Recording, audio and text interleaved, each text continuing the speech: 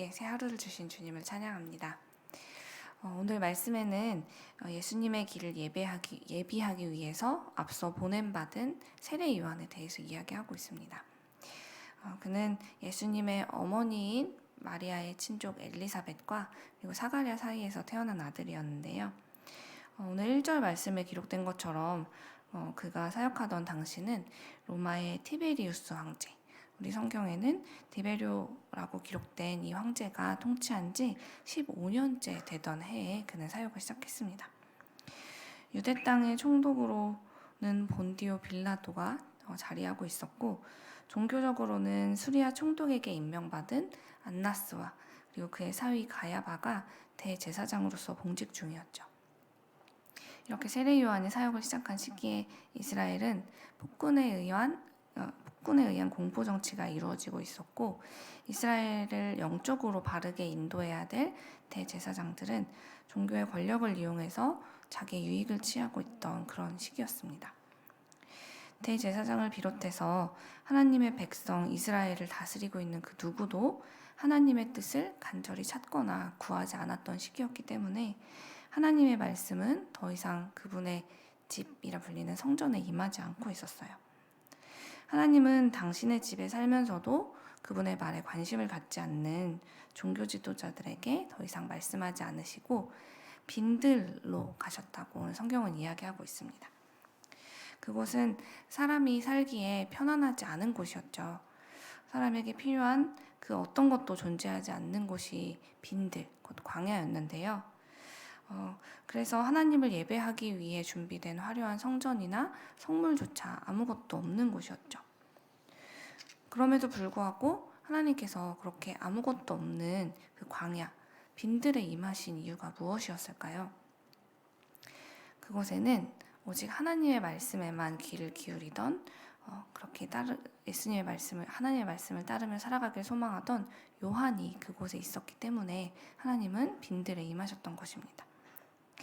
사랑하는 여러분, 많은 사람들이 광야에 서는 것을 꺼려하고 두려워합니다. 저도 그래요. 그것은 너무 외롭고 두렵고 불편한 일들로 가득하다는 것을 우리는 잘 알고 있기 때문입니다. 그래서 어느 날 갑자기 내가 광야에 지금 홀로 서 있다는 것을 깨닫게 되는 날이면 하나님이 마치 나를 혼자 내버려 두신 것 같아서 질에 낙심하거나 좌절하기 일쑤입니다. 게다가 내 주위에 있는 지인들은 하나님께 물질의 복, 건강의 복, 평안의 복, 성공의 복을 받아 누리고 있는 것 같은데 나는 아무것도 없이 혼자 덩그러니 이곳 광야에 있구나 라는 것을 느낄 때면 마음이 참 복잡해지기도 하죠. 하나님은 마치 저기 거룩한 성전에 그 고귀한 자리에 있는 이들과 함께 계신 것만 같고 여기 멀리 광야에 있는 나에게는 떨어져 계신 분인 것 같아서 그런 오해들이 마음에 쌓이게 되면 광야는 정말 외로운 곳, 그리고 두려운 곳, 하나님께 참 서운하고 불평이 터져나오는 곳으로 머무르게 됩니다. 하지만 본문을 자세히 살펴보면 우리는 이 광야에서 소망을 발견할 수 있는데요. 오늘 말씀이 우리에게 하나님은 결코 성전에 계시는 분이 아니다 라고 말해주고 있기 때문입니다. 하나님은 신앙과 직분이 대단한 그 대제사장들에게만 가까이 계신 분이 아니라 당신을 바라보고 있는 이들이 있는 곳이라면 어디든지 함께 하시는 분이 우리 하나님이라고 2절 말씀은 가르쳐주는 것인데요. 제가 잠깐 2절 말씀을 읽어드리겠습니다. 안나스와 가야바가 대제사장으로 있을 때에 하나님의 말씀이 빈들에서 사가랴의 아들 요한에게 임한지라. 안나스와 가야바와 같은 대제사장이 부재 중일 때에만 하나님이 시간을 쪼개서 요한에게 잠시 시간을 내주신 것이 아닙니다. 세상 사람들이 볼 땐 사회적으로 대단한 명예와 부와 지위를 가진 사람들이 하나님께서 함께하는 사람이라고, 하나님께 복을 받은 사람이라고 여겨질 수 있지만 하나님께서는 광야 한복판에 서서 오직 주님만 바라보고 있는 그 요한을 한 번도 잊으신 적이 없습니다. 주님은 이 어지러운 세상 속에서 하나님을 향해 서 있는 요한과 함께하기를 원하셨고, 그래서 그에게 나를 만나려면 성전으로 찾아와라 라고 말씀하지 않으셨어요. 오히려 그가 있는 광야로 직접 찾아가시는 분이 우리 하나님이시라고 오늘 말씀을 우리에게 보여주고 있습니다. 그러므로 사랑하는 여러분, 하나님은 우리가 있는 그곳이 어디든지 우리를 찾아 함께 와주시는 분임을 믿으시기 바랍니다. 하나님이 함께 계시면 광야는 성전이 돼요. 하나님은 광야에 정말 충만한 강이 흘러넘칠 수 있도록 그런 능력을 가진 분이시고요. 하나님이 함께 계시면 광야에서도 하늘에서 내리는 양식을 맛볼 수 있습니다.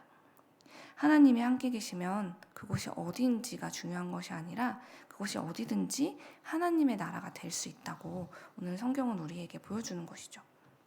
그러니 여러분, 우리가 서 있는 지금 삶의 자리와 형편이 어떠하든지 내 상황을 보면서 하나님의 능력과 그 사랑을 의심하거나 불평하는 내 삶의 습관을 이제 내려놓길 바랍니다.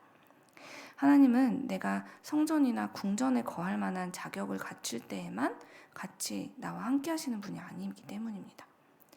그분은 내가 광야에 거할 때 그것에 찾아와 함께 하시는 분이고, 내가 혼자 바다 끝에 거할지라도 나를 찾아내서 지키시고 인도하시는 분이라고 성경은 이야기합니다. 그러니 나의 처지를 보면서 하나님을 오해하지 않도록, 내가 지금 어떤 시국을 살고 있든 어떤 형편에 처해 있든 절망과 두려움에 짓눌려서 하나님의 손을 내가 먼저 놓지 않도록 말씀과 기도로 내 믿음을 더욱 견고히 하는 올 한 해가 되어지길 기도합니다. 그렇다면 요한은 어떤 삶을 살았기에 이렇게 하나님께서 그가 있는 곳마다 찾아다니며 함께 하셨을까요? 그가 전한 메시지와 세례의 답이 있습니다.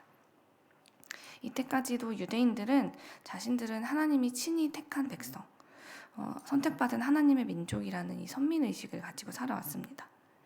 이는 이들의 정체성으로서 매우 중요한 사상이기도 하지만, 문제는 그들의 그 선민으로서의 자부심이 그들에게 교만함이 되어서 결국은 바리새인들처럼 율법은 누구보다도 형식적으로 잘 지키지만 정작 마음속에 누구보다 많은 죄를 쌓는 그런 죄인으로 살게 되었습니다. 이 사실을 잘 알고 있던 세례 요한은 유대인들에게 세례를 베풀었는데요. 당시 세례라는 것은 죄인으로 여겨지던 이방인들이 유대교로 개종할 때 주어지던 것이었습니다. 세례를 통해서 죄사함을 받도록 이 세례를 베풀었는데, 요한이 유대인들에게 회개의 세례를 베풀었다라고 전하고 있는 것은 유대인들로 하여금 나는 이방인과 다를 바 없는 죄인입니다 라는 것을 인정하라고 지금 그들에게 전하고 있었다는 것입니다. 선민으로서의 자부심을 가진 유대인들이 자신들이 이방인과 같은 죄인이다 라고 고백하는 것은, 자기들의 죄를 인정하는 그것은 참 쉽지 않은 일이었습니다. 그래서 요한에게 나와서 세례를 받았다는 것은 그 자체로 그들이 자신의 죄를 모두 인정하고 하나님 앞에 참된 회개를 한 사람이다 라는 것을 증명하는 것과 다름이 없었죠. 사랑하는 여러분, 이 시간 세례 요한이 외친 회개와 이 세례의 의미를 살펴보면서 우리 또한 오랜 신앙생활을 통해서 유대인들과 같은 선민의식에 빠져있지는 않은지 돌아보았으면 좋겠습니다. 어릴 때부터 주님을 그리스도라 믿었지만, 그렇게 알고 있었지만 정작 내가 그분을 따르며 살아왔는지를 정직하게 돌아보자는 것입니다. 예배에 빠진 적도 없고 직분도 받았지만 직장과 가정과 사회에서의 내 말과 행동, 그리고 사고방식이 세상 사람들과 다르지 않다면 나도 우리 주님 앞에서 죄인입니다 라고 인정하면서 주님 앞에 회개해야만 합니다. 그리고 하나님과 상관없이 살면서 내 삶에 배어든 이 세상적인 사고방식들, 그리고 이 말과 생활 방식들을 하나씩 변화시키기 위해 노력해야 합니다. 우리는 본능적으로 고난은 피하고 싶어하고 복은 받고 싶어하는 존재입니다. 그래서 신앙생활도 가능한 쉽게 하되 은혜와 구원은 확실히 받고 싶어 하죠. 우리의 타고난 죄된 성품이 그렇기 때문에 우리는 이렇게 오늘의 말씀을 마주할 때마다, 이렇게 말씀을 통해 주님이 우리에게 죄를 깨닫게 하실 때마다 의지를 가지고 의식적으로 이 말씀을 기억하고 실천하기 위해서 노력해야만 하는 존재이기도 하다는 뜻입니다. 4절에서 요한은 이사야 선지자의 말씀을 인용하면서 이렇게 외칩니다. 너희는 주의 길을 준비하라. 그의 오실 길을 곧게 하라. 주의 길을 준비하라. 주님의 오실 길을 곧게 하라. 이 말씀은 우리에게 하나님이 오실 길에 장애물이 없도록 평탄한 길을 너희가 준비하라 라고 하나님이 말씀하시는 거예요. 어떻게 할 수 있습니까? 주님을 믿는 우리의 삶에, 그리고 또 우리의 내면의 변화가 매일매일 일어나는 것이 바로 주님의 길을, 오실 길을 곧게 준비하는 것이겠죠. 매일 여러 걸음 가지 못하더라도 한 걸음씩이라도 혹은 반 걸음이라도 그렇게 주님의 말씀을 따라가기 위해 애쓰고 노력하다 보면 우리가 지나간 그 예수 그리스도를 따르는 발자국을 따라서 오게 될 믿지 않는 수많은 사람들이 예수님은 이런 분이구나 라는 것을 우리를 통해 깨닫게 되어지고, 그것이 바로 우리 주님이 오실 길을 곧게 예비하는 것이라고 주님은 가르쳐주고 계신 것입니다. 그러려면 우리는 가장 먼저 하나님께서 지금 우리가 그 길에 서 있지 않다라는 것을 이렇게 말씀을 통해 깨닫게 하실 때에 주님, 제가 그렇게 살아온 것을 회개합니다 라고 우리의 죄를 인정하고 애통하는 마음으로 나아가야만 합니다. 그동안 말씀을 알지만 지키지는 않았던 나의 모습을 주님 앞에 내어놓으십시오. 나만 그런 건 아니잖아. 다른 신앙인들도 다 그렇게 살잖아. 라면서 내 죄를 감싸고 합리화했던 내 모습 또한 인정하면서 우리 주님 앞에 회개합시다. 사람이 어떻게 하나님의 말씀을 다 지키고 살 수 있겠어? 예수님을 어떻게 그렇게 다 따라 살아 라고 말하면서 예수님의 말씀대로 따라 살기를 시도조차 하지 않거나 쉽게 포기해버렸던 나의 나약함과 연약함도, 그런 믿음 없음도 회개하기 원합니다. 그렇게 우리가 매일 아침 눈을 뜰 때마다 다시 주님을 의지하기 시작하는 거예요. 주님, 나의 연약함을 도와주세요. 내게 주신 이 하루를 예수님을 따라 살고 싶습니다. 넘어져도 다시 일어나겠습니다. 포기하지 않고 주님 앞에 서는 그날까지 나의 생각과 말과 행동을 통해서 이 땅에 많은 사람들이 예수 그리스도를 보게 하시고 그분을 믿기 위해 나오는 고든 길이 되도록 나를 사용하여 주시옵소서. 우리 그렇게 하루하루를 주님의 뜻대로 순종하며 살아가는 세상의 빛 이레교회가 되기를 소망하면서 기도하겠습니다.